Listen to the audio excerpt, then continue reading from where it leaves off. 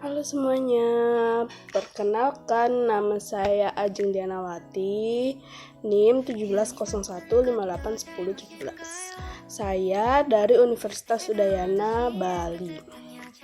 Jadi di sini saya akan memberikan tips public speaking. Nah, kita pasti kan pernah public speaking kan. Nah, pasti kita pernah merasakan grogi ataupun nervous saat melakukan public speaking atau presentasi di depan teman-teman kita. Jadi di sini saya akan memberikan 3 tips public speaking.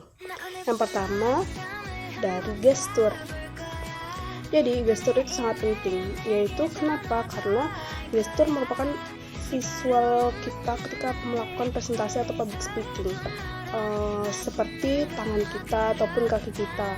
Tangan kita ketika melakukan presentasi ataupun public speaking itu hindari yang namanya melakukan pergerakan sendiri, seperti tangan disilangkan ke belakang ataupun melakukan hal-hal yang lain, tangan kita mencolek-colek teman seperti itu.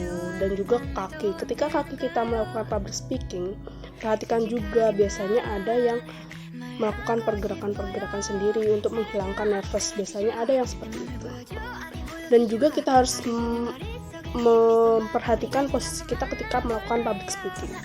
Jangan sampai kita membelakangi audiens kita ataupun kita mendapatkan posisi yaitu terpaku kepada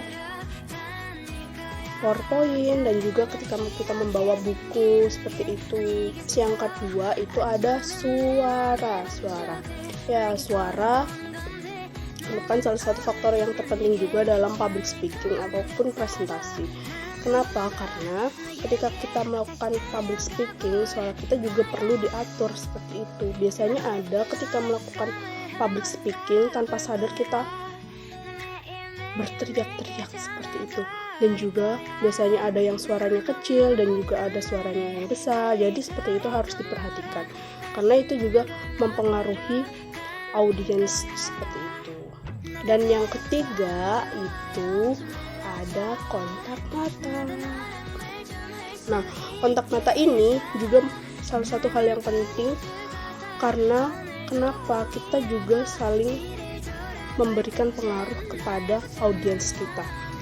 Nah, jadi ada langkah-langkahnya ketika kita melakukan public speaking seperti itu. Itu ada 3. Yang pertama, lihat orang. Kita harus melihat salah satu audiens A.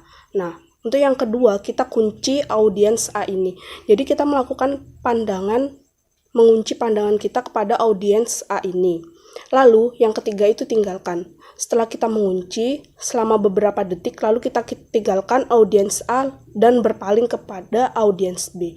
Seperti itu langkah-langkah yang kita dapatkan ketika melakukan kontak mata. Nah, sekian 3 tips public speaking dari saya. Sekian, terima kasih.